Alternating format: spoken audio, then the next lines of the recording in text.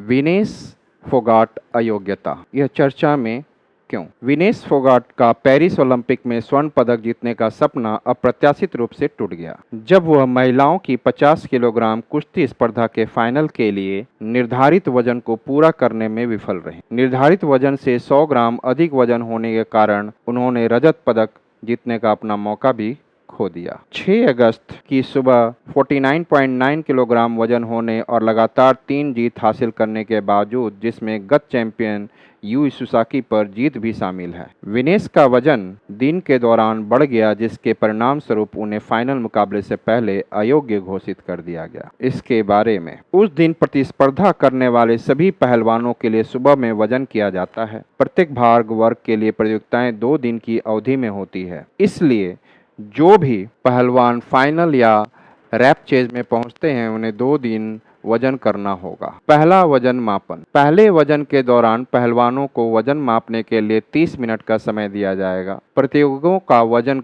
उनके सिंगलेट से तौला जाएगा, किसी और चीज से नहीं। खिलाड़ियों को यह भी जांच की जाएगी कि उनमें किसी संक्रामक बीमारी के लक्षण तो नहीं है तथा उनके नाखून बहुत छोटे काटे गए हैं। दूसरे दिन के दौरान, दूसरे दिन प्रतिस्पर्धा करने वाले किसी भी पहलवान के लिए वजन मापने की प्रक्रिया 15 मिनट तक चलेगी। यह एक अपरक्राम्य समय है जिसके दौरान पहलवान को आवश्यक वजन उठाना होगा, अन्यथा अयोग्य घोषित होने का जोखिम उठाना होगा। ओलंपिक में वजन सहनशीलता। दूसरे वजन मापन के लिए अधिक वजन सहन करने की अनुमति नहीं दी जाएगी। ओलंपिक में 2 किलोग्राम वजन की सीमा के बिना सख्त वजन प्रतिबंधित का पालन किया जाता है। क्या 2 दिन में वजन तौलना हमेशा से नियम था? 2017 में यूडब्ल्यूडब्ल्यू ने ओलंपिक कुश्ती के प्रारूप को बदल दिया। रियो ओलंपिक आखिरी बार था जब कुश्ती किसी प्रमुख अंतर्राष्ट्रीय टूर्नामेंट में एक दिवसीय आयोजन के रूप में आयोजित की गई थी। एक ही दिन में एक भार वर्ग में प्रतियोगिता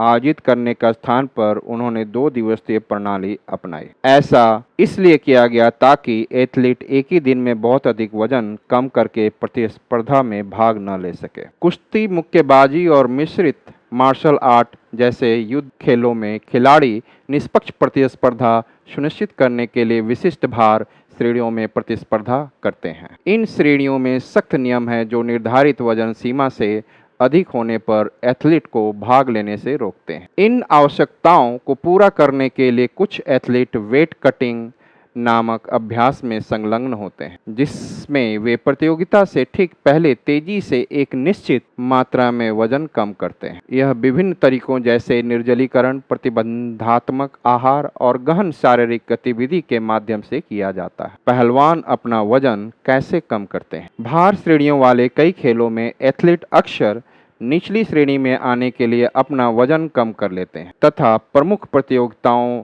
से पहले आमतौर पर अपने शरीर के भार में 10% तक की कमी कर लेते हैं। सबसे चुनौतीपूर्ण अवधि प्रतियोगिता से पहले 24-48 घंटे होते हैं, जब एथलीटों को अपना वजन अंतिम रूप से सबसे कम कर लेना होता है। वजन संबंधी आवश्यकताओं को पूरा करने और वजन मापने का काम पूरा करने के बाद एथलीट पुनः जल योजन करते हैं और ऊर्जा प्राप्त करने तथा खोए हुए तरल पदार्थ और शरीर द्रव्यमान को पुनः प्राप्त करने के लिए भोजन करते हैं। एक बार प्रतियोगिता समाप्त हो जाने के बाद वे अक्सर अगले आयोजन के लिए पुनः वजन घटाने का चक्र शुरू कर देते हैं। विनेश को हमेशा 50 किलोग्राम वर्ग के लिए वजन कम करने में संघर्ष करना पड़ा है। हाल ही में NIS पटियाला में ट्रायल में 50 किलोग्राम में आने से पहले वह 53 किलोग्राम वर्ग में भाग ले रही थी। फोगाट का सामान्य वजन 55-56 किलोग्राम के आसपास है, जिससे उन्हें प्रतियोगिता के दिनों में 50 किलोग्राम तक कम करना पड़ता है। अपने शरीर के वजन को 55-56 किलोग्राम से कम रखना